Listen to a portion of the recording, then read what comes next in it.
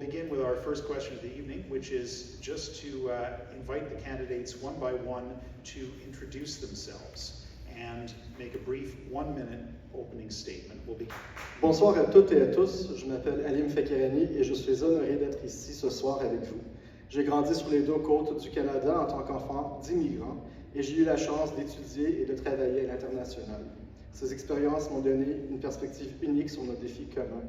My name is Alim Fakirani. I'm very happy to be here today to represent the NDP party for Vancouver Quadra.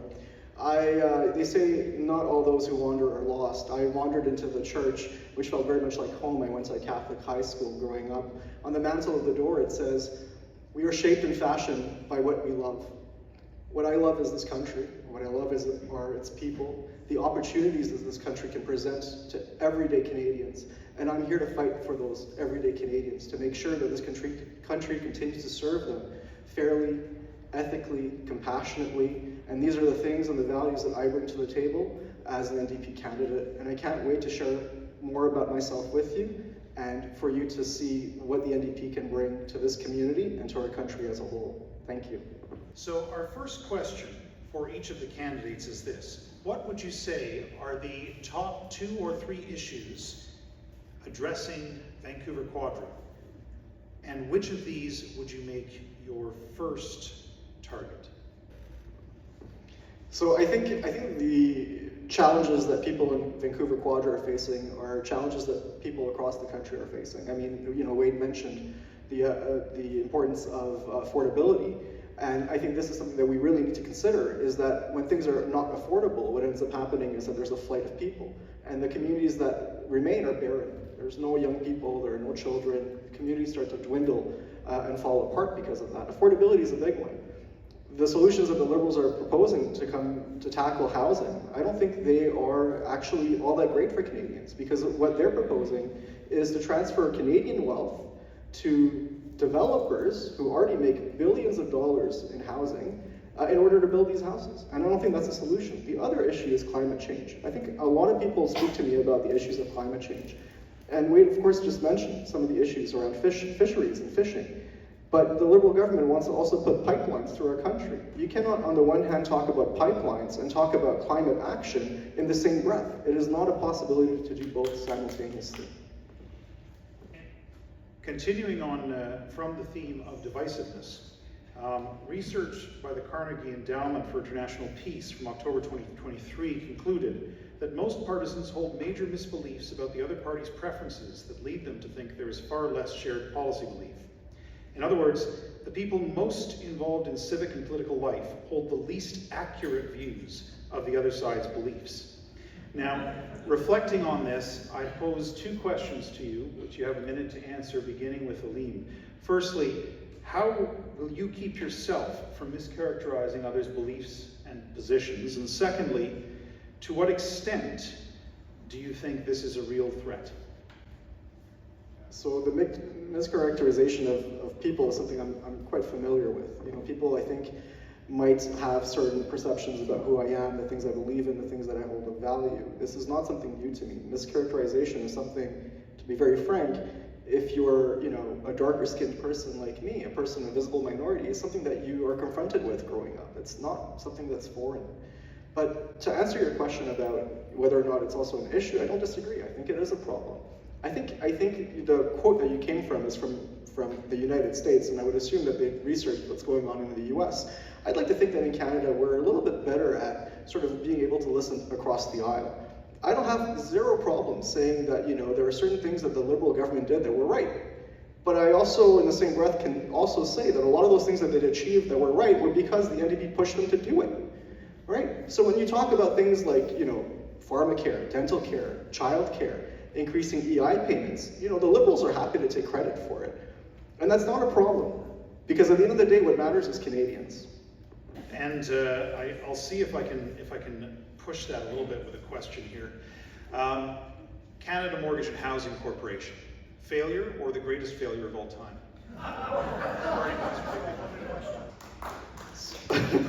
So, interesting question, Jonathan. You're asking about a very specific organization or institution within Canada. So the CMHC, I think, actually brings value to Canadians. I think the one thing we need to commend past leadership, and you asked that question previously, so I have no problems commending past leadership, is we built institutions that are extremely resilient in Canada. So I'll give you the example of the United States. 2008, you had the mortgage crisis. Thousands, hundreds of thousands of Americans lost their homes because their homes were not insured against defaulting on their loan payments, which is why Canada is resilient. And this is one of the reasons that we were able to overcome these issues. And CMHC, I would like to assume, was a big part of that and the reason that it was founded. But what the NDP has said is that CMHC can actually go further. Why is it that first-time homebuyers have to go to the bank and borrow money from a bank, pay them interest, so the banks make money off of you, which they take from your pocket to give to somebody else? So why not get the CMHC involved? And that's actually a platform promise that the NDP has put forward, that first-time homebuyers could actually access lower rates through the CMHC, and that the money would, instead of going from your pocket into the banks, would go from your pocket into the public good. And that is something that the NDP will always strive for, is the public good. Should the government have the power to prorogue Parliament? So, great question. Not expecting it, but it's a really good one. As far as prorogation, the premise of the question is whether we should or we shouldn't. It doesn't really matter, because the Constitution itself and the parliamentarian system that we have establishes that is a right of government. So if we're going to talk about amending or changing the system as a whole, prorogation is not where I would focus. Where I would be focused on is proportional representation. That to me seems like a much more influential, much more germane conversation to be having. Tom mentioned earlier the necessity for a proportional representation. So if we want to talk about changing the system, I think that's where we should be focusing on, because prorogation is actually a part of, it's a feature, not a bug, it's a feature of the system that we have as part of the parliamentary system that we've inherited.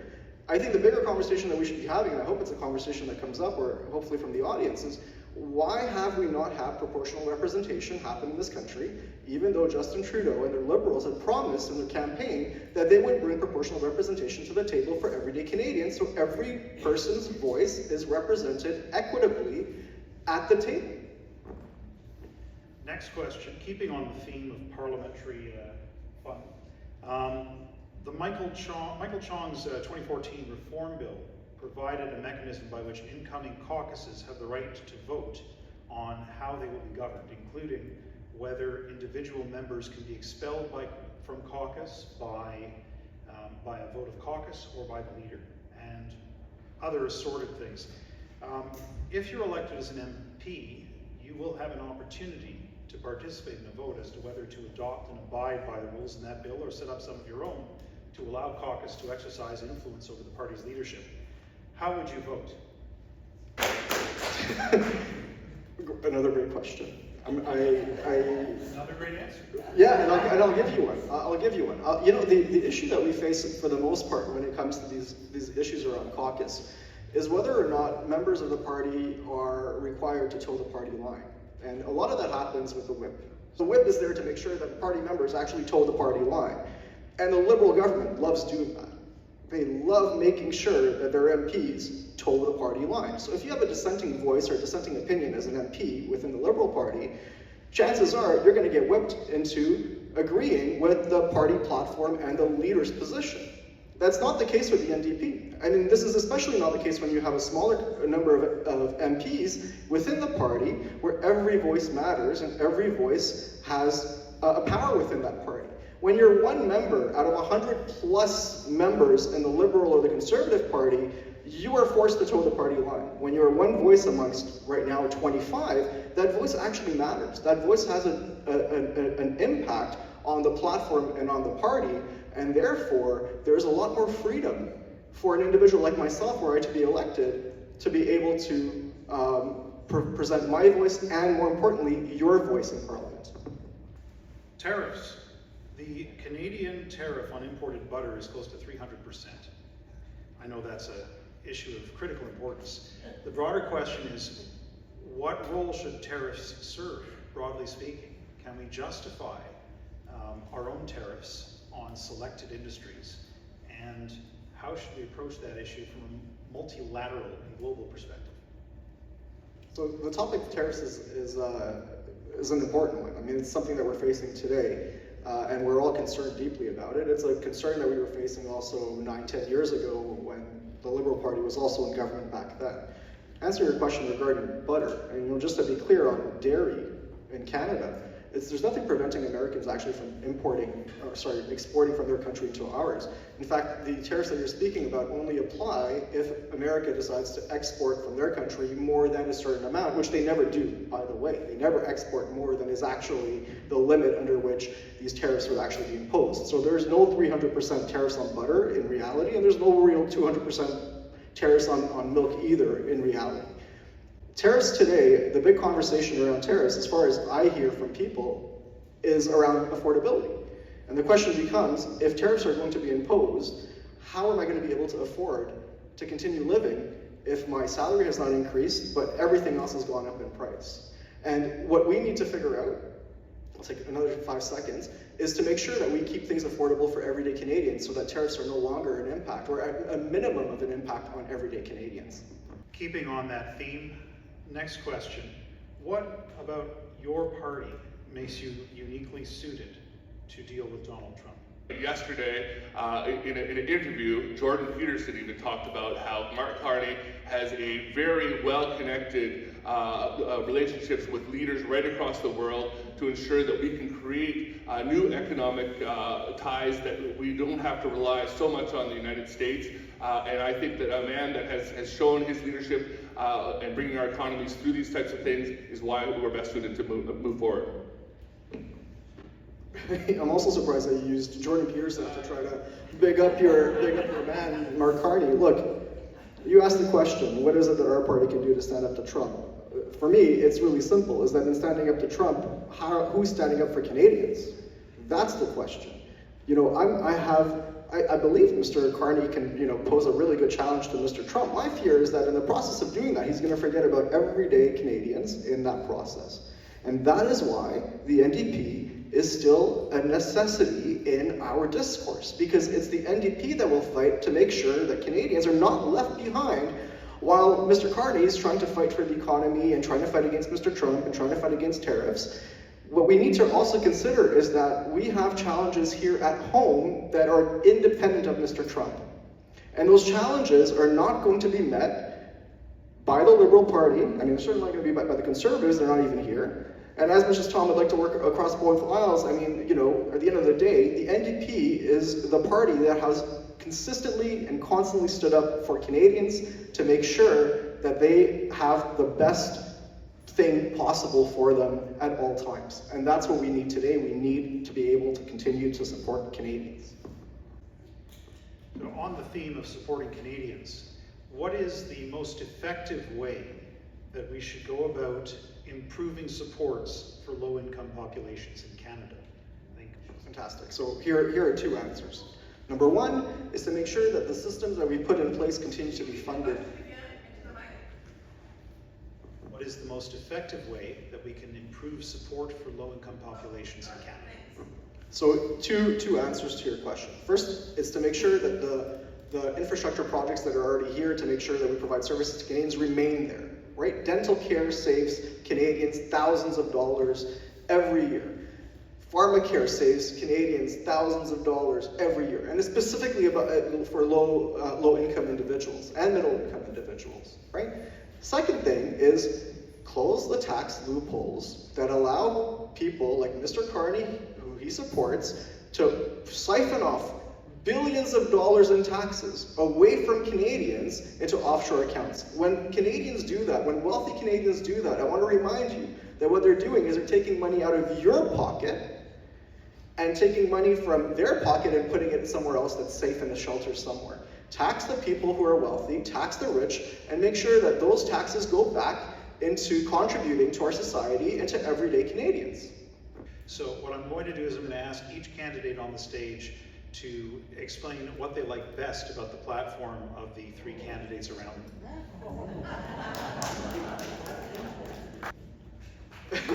Yeah, what he said. Verbatim.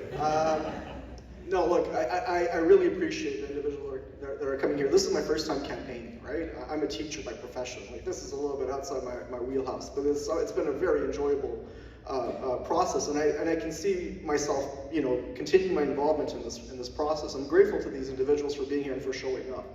And I've learned a lot from them. But let's answer your question. From Tom, I think what I appreciate most about him is just how much emphasis there is on climate, and there's, I think, a sort of a mutual respect with each other on that front, because the NDP also strongly, you know, puts forward the environment, you know, and tackling on climate change. On this side, with Wade, what I've always appreciated about him is, you know, that he speaks his truth, and I think that is something that our politics needs now more than ever, is the ability to speak our truths, right? And I think that's also something that I am trying to embody and I'm trying to bring to the forefront in my debates. And I also appreciate, you know, our PPC candidate over here, because one of the things that at first I had some hesitations about sort of being on the same stage. I'm like, what does the PPC stand for? But the one thing I will say about John is that he loves democracy. He loves Canada. He loves the system that this country is built on. And on that level, I think, you know, there's a friendship there for sure. Even if our politics don't align, I think our love for this country and its democracy is something that unites us.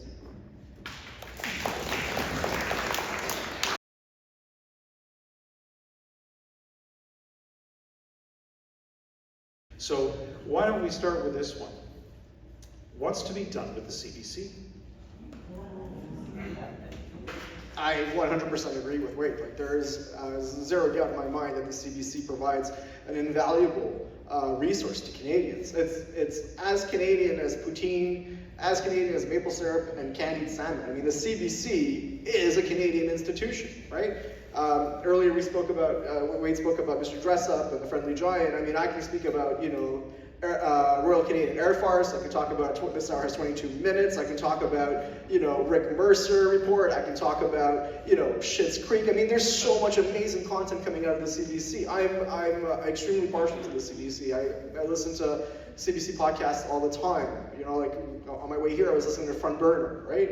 Even to have the conversation of defunding the CBC, to me, is just an absolute. It goes against, I think, the majority of Canadians feel about the CBC. And the only persons that would, you know, say anything against the CBC, we have the PPC candidate. The Conservative candidate is not here. He'd probably tell you to defund the CBC as well. But no, the CBC is as Canadian as the Pacific and the Atlantic. It's as Canadian as snow. It's as Canadian as every single person here, right? So we need the CBC. The next question. Do you agree that we need bail reform, and will you fight for it? Yeah, so I think when we talk about bail reform, we're talking about a much broader conversation as well, which is just around the complete justice system and the way that it works and the way it functions. As I mentioned, I'm not a lawyer, I'm a teacher, but I have opinions on this. I can leave it to Tom here to talk more about the law itself. I think there's 2 points on this that I think are important. The first is, Conservatives want to create bail reform by using the Notwithstanding clause in order to get there. I think that's a slippery slope. I think it becomes a very dangerous thing to say when governments say we're going to overrule the Supreme Court by using the Notwithstanding clause to do so. But that being said, it doesn't mean that there shouldn't be reform in the justice system. Like, the fact that it can take months and months and months for a case to even go to trial, and in fact, what ends up happening is because it takes so long that the convictions are automatically dropped, the sentencing is dropped, and these criminals end up, you know, back on the street without even going through the system, I think is extremely horrible. I think the fact that due process is not carried out in Canada because we don't have access to enough prosecutors, we don't have enough access to judges. I think these are actual things that we should be discussing more so than necessarily just bail reform. It's just how do we make sure that justice system as a whole is strengthened. So let's see if we spark a little bit more agreement here. The question is, what is the future of fossil fuels in Canada? And in tandem with that, what is the purpose and use of pipelines? My turn, right? Oh, I'm so excited. I'm so excited by this question. Look, I have young daughters, all right? And here's my thinking, all right? If my grandchildren are still fueling up their cars at a gas station, that means that leadership today has failed them. There is no future down the road, 20, 30, 40, 50 years from now, that is going to be reliant on fossil fuels. If that is the case, we failed. right? The future that we should be imagining is one where there is no fossil fuels anymore. The establishment or the building of pipelines is a long-term project. It's not something that you snap your fingers and overnight, guess what, you have a pipeline. It's a 15-year project minimum that costs billions and billions of dollars to get established as well. By the time the pipelines are built in 15 years, the hope would be that we've actually advanced in such a way that we are less reliant on fossil fuels. You cannot have a conversation, as I mentioned right at the beginning, about climate change while simultaneously talking about fossil fuel extraction. And we have this very short-term thinking about our fossil fuel industry. And I've said this at another debate, and I'll repeat it here, and I'll finish on this point. I am not okay with stealing from tomorrow in order to service our needs today. I'm not willing to sacrifice my grandchildren's future in order to make sure that somehow we make some money today. That's not going to happen. Right. So $1 billion seems to be the magic policy number. Let's say that you had $1 billion to add to post-secondary education spending across the country. What would it go to? Yeah, so this is a really good question for me specifically because I was a former PhD student at UBC, and you can get into the reasons why I didn't turn out the way I had hoped in terms of completing it. But regardless, I was a recipient of what's known as a SHIRK scholarship, and that scholarship was really helpful. It helped put food on my table, make sure my kids could continue going to daycare while I was doing my studies. But it certainly wasn't enough to cover all my expenses. Like that goes without saying. And I think that students bring a lot of value to universities. The research that universities create often is done on the back of student researchers such as myself. I was a graduate research assistant as well. And the university developed research based on the work that I was putting in. And I would argue that I don't think I was necessarily completely fairly compensated the way that I would if I had been working in the private industry. So where would I put $1 billion? I would put $1 billion towards making sure that students are able to continue getting their studies. I would also open up more professorships, because one of the things that we need to also consider is that these students end up graduating. What are they graduating into? What's the world that we're going to provide for them? What are the opportunities, the jobs that we're going to provide for them? So that's something that we also need to think about in terms of investing in the future for these students as well. We're now going to move, as the time ticks down on us, to 30-second rounds. So starting with the 30-second round, the first one, Tom, you led off that, so John will start the first 30-second round, which is a nice symmetry. First question, if Canada ever again has a prominent role as a peacekeeper, where specifically might you support such a mission? So I think there's two answers to that, 45 seconds. The first is at home. To make sure that we keep funding our men and women across all branches, to make sure that we have the tools to allow them to be safe and to continue to protect this country. And then internationally, I think we mentioned the Middle East, but it's such a nebulous term. The Middle East includes a swath of countries. Let's be specific. I think right now there's a humanitarian crisis that is happening in Gaza, and I think there has to be some deeper interventions from Canada and Canadians on that issue. And I think that's something that Canadians need to start championing more strongly. Would your party support legislation to allow advance requests for medical assistance in dying in all provinces and territories? Yeah, so a similar experience to Wade's. I had an uncle as well who was in very late stages of cancer. And this is in Quebec, right? And Quebec has had MAID for a while now. It's not necessarily something new in that province. And I think other provinces can actually learn how to use this tool in a very compassionate, very empathetic way, in a way that also makes sure that the patient is respected and the wishes of their families are also respected. So yeah, I'm certainly not against it. I think doctors also play a big role in making those decisions, and it should be left to the families to see what's best for them. Next question. We often speak of foreign policy as abstract values or national priorities. Name one country with which you think we ought to pursue a stronger, closer relationship that doesn't include the United States, and explain why.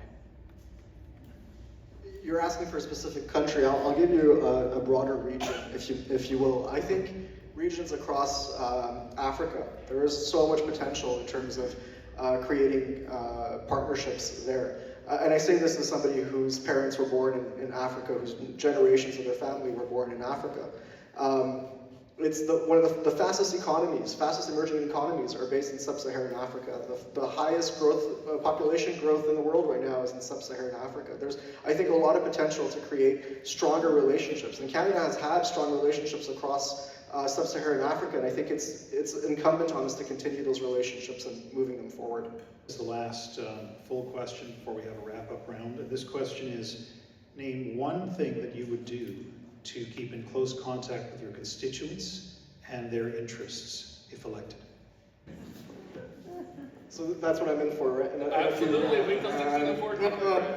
I'm enjoying my kids right now, and at their age, cuddles are still on the table. But look, constituency work is the work of a parliamentarian. You know, we keep thinking that MPs are meant to be somewhere in Ottawa representing voices and whatnot, and that is part of it. But I think the most crucial part of what an MP does is the constituency work, right? So it means, like, for example, you have an issue with your passport, you go to your MP. You have an issue with your taxes, you go to your MP. You have thoughts or ideas. I had a gentleman earlier come up to me and talk to me about something that's near and dear to him around ADHD.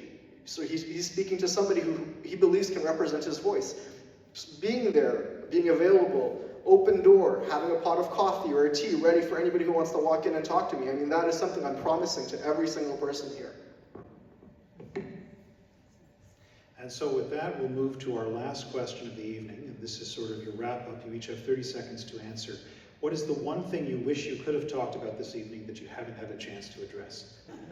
I think the one thing I wish we could have spoken more about, or what I could have spoken more about, is the hope that we want for this country, right? The inspiration that we want for ourselves living here. What does it mean to be Canadian? What does the future of Canada mean to us? I think it's important to keep that hope alive. How do we want to better ourselves and improve our country? And I fundamentally believe the NDP has always been a part of that conversation in terms of what can we do better so that everyday Canadians are better served by their government. The one thing I haven't said so far, and I'm going to finish off on this note. Why am I running? I'm running because I'm in it for you. And I know you may think it's just a slogan, but I truly fundamentally believe that that is the role of what a parliamentarian or a politician or a representative should be, is to be there for the people who elected them and for whom they represent. And I promise you, that's why I'm here. I'm in it for you with the best of intentions.